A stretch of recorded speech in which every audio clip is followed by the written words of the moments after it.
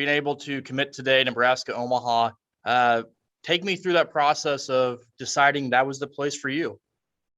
Oh, yeah. I mean, it was a really long process. It started, junior year, kind of trying to find those schools. And then Omaha started really contacting me going after state basketball. They were the first offer to, which really I feel like means a lot. I'm so far the only guard they've offered, so I feel like that really means they're really interested in me. And then I took my visit. I have a couple friends that are on the team there. It's a super special place. Definitely, the staff's really good. Their big thing is like player development, and that's really what I love. Is like that's probably my favorite part of basketball is working out and just seeing yourself get better. And I just think there's really good potential to really make an impact, and that's what I really want to do is make an impact and be close to home. You talk about that, and we've done some stories last year with you and your dad and everything about your progression through when you started getting these, college looks, Division I, and I'm sure Division II was looking at you. Everybody's kind of looking at you.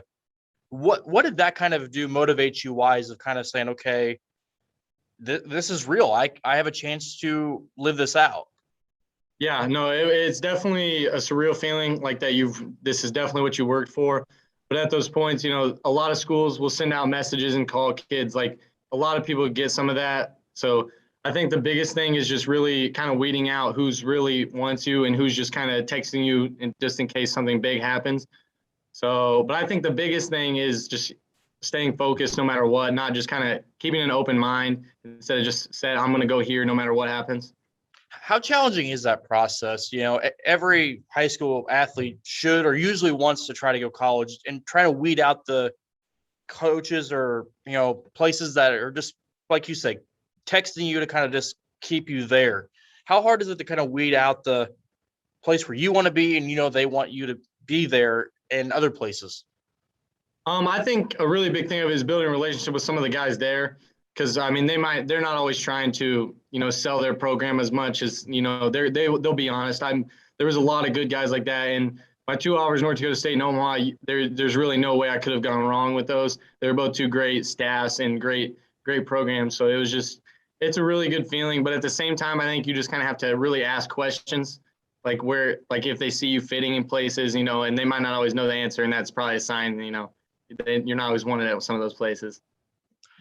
As you get ready to go into senior year now, how much does this relieve some, I guess, pressure or, I don't know, restlessness of like, am I going to go somewhere? Where do I want to go? How much does that help now?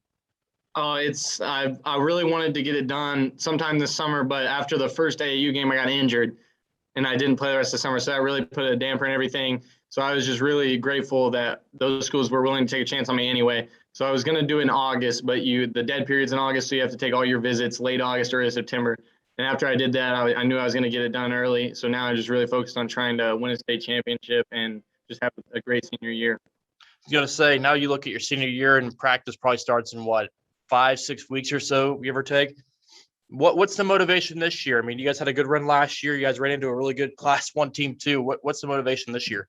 I think we have a sour taste in our mouth from that game last year. So it's just really we know what it takes to be there. We witnessed it, but we have to replace a lot. And I know we've had a group of about 4 kids that don't play football every day after school, working out and stuff. And we've gotten a lot better. So that's going to be really essential as guys stepping up and replacing spots.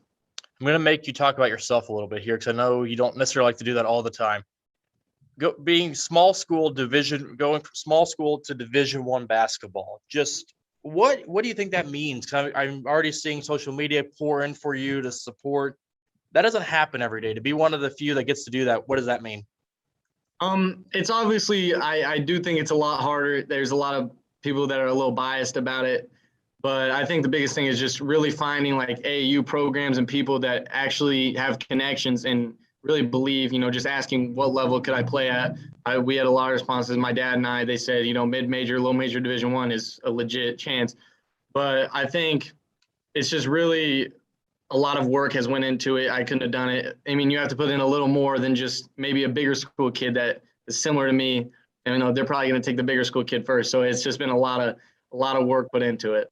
Is that extra motivation? I went to a small school too. Is that always the motivation of, hey, we're a small school, no one's really looking at me, it's all the big school? Does that motivate you a little bit?